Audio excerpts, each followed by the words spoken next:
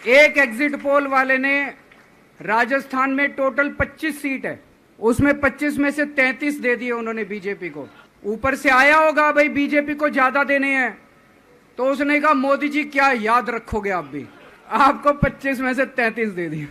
लेकिन फिर से मैं कह रहा हूं, अपने को अपने काउंटिंग एजेंट, एआरओ, सब आरओ, सब लोगों को अपने को ट्रेन करके भेजना है और अपने को चौकन्ना रहना है।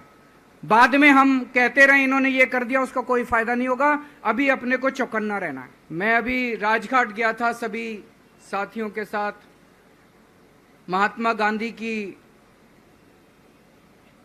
समाधि पे हम लोगों ने श्रद्धांजलि दी। गांधी जी ने इस हमारे देश से तानाशाही का अंत किया था, वो हमारे लिए प्रेरणा स्रोत हैं। उसके बाद हम कनॉट प्लेस गए, हनुमान मंदिर, वहाँ पे हमने हनुमान जी के मंदिर में जाके हनुमान जी का आशीर्वाद लिया। 4 तारीख को भी मंगलवार है, भली करेंगे बजरंग बली, करेंगे कि नहीं करेंगे? बोल बजरंग बली की।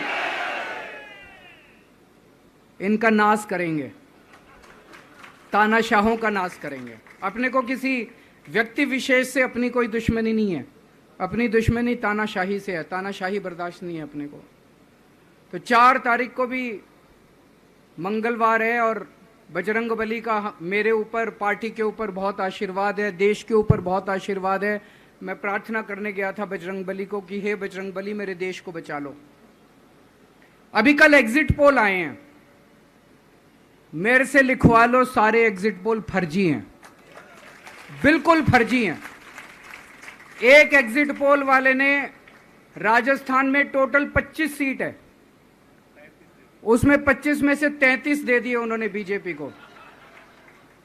ऊपर से आया होगा भाई बीजेपी को ज्यादा देने हैं, तो उसने कहा मोदी जी क्या याद रखोगे आप भी, आपको 25 में से 33 दे दिए। तो पूरा का पूरा फर्जी है, पूरा एग्जिट पोल फर्जी है। लेकिन असली मुद्दा ये है, इनको गिनती से 3 दिन पहले फर्जी एग्जिट पोल कराने की क्या जरूरत थी, ये समझने वाली बात है। मेरे को भी समझ नहीं आया। कई सारे लोगों की कई सारी बातें चल रही हैं। एक ये चल रहा है कि इन्होंने मशीनों का घोटाला कर दिया, लेकिन मैंने संदीप पाठक को भी बोला है और मैं सारे इंडिया गठबंधन की पार्टियों को बोलना चाहता हूं, अपने अपने काउंटिंग एजेंट को बोल दो, पूरी तरह से सतर्क रहे। आखिरी तक अगर हार भी रहे हैं तब भी उठ के ना आए। कई बार क्या होता है, 1 राउंड में, 2 राउंड में, 3 राउंड में हार गए तो उठ के चले जाते हैं। उठ के नहीं जाना। सबसे लास्ट में रैंडम जितने बूथ होते हैं, ईवीएम मशीन होती है, उसकी पर्चियां पड़ती हैं। उन पर्चियों में से 5% पर्चियां उठाई जाती हैं। उन 5% ईवीएम की मैचिंग वीवीपैट की स्लिप से कराई जाती है। वीवीपैट पे जो स्लिप है उसकी काउंटिंग होती है, जैसे बैलेट पेपर की काउंटिंग होती थी, और उसकी काउंटिंग और ईवीएम की चेकिंग होती है दोनों की। एक भी मशीन अगर मैच ना करे तो वहां चुनाव रद्द कर दिया जाता है। तो अगर आपने ये चेकिंग कर ली वहां पे, तो इसका मतलब फिर ईवीएम का घोटाला हम बचा सकते हैं। फिर ईवीएम के घोटाला अगर कर रखा इन्होंने तो हम उसको एक्सपोज कर सकते हैं।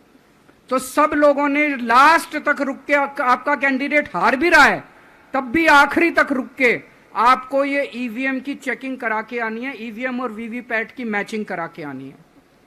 एक थ्योरी ये चल रही है कि इन्होंने इतना ज्यादा सीटें इसलिए दिखाई क्योंकि इनके लोगों ने शेयर मार्केट में इन्वेस्ट कर रखा है, और कल जब शेयर मार्केट खुले तो बम्पर होगा, तो ये अपने शेयर बेच बाच के खुद तो निकल लेंगे। बाकी एक थ्योरी ये चल रही है कि अफसरशाही पे दबाव डालने के लिए अगले 3 दिन में अफसरों से उल्टे सीधे काम कराने के लिए एक माहौल बना दिया गया।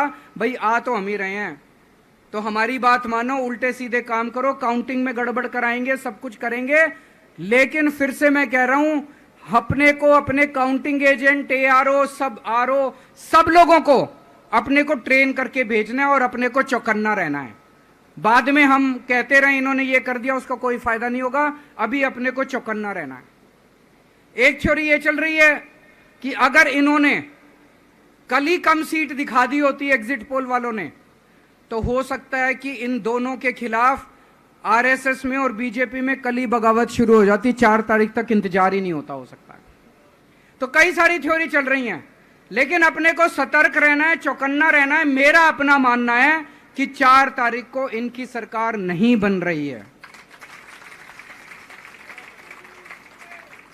ये एग्जिट पोल से घबराने की जरूरत ही नहीं है, माइंड गेम है इनका, माइंड गेम खेल रहे हैं। आपको डिस्करेज करने के लिए, डिप्रेशन में डालने के लिए बिल्कुल नहीं जाना।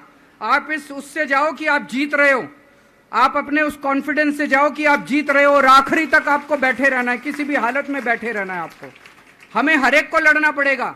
ये चुनाव किसी पार्टी का या किसी नेता विशेष का नहीं है। ये चुनाव इस देश को बचाने के लिए है, इस देश में जनतंत्र को बचाने के लिए है। जिसके लिए भगत सिंह, गांधी जी सब लोग लड़े थे, वही माहौल आज है। जिस तरह से हमने अंग्रेजों को हटाया था, आज इस सत्ता को अपने को हटाना है। तो मैं सभी आप सब लोगों का, सभी साथियों का बहुत बहुत शुक्रिया अदा करना चाहता हूं। बहुत साथ मिला आप लोगों का इन 21 दिनों में। अब जब भी मैं लौट के आऊंगा फिर मिलेंगे आप लोगों से। तब तक के लिए अलविदा।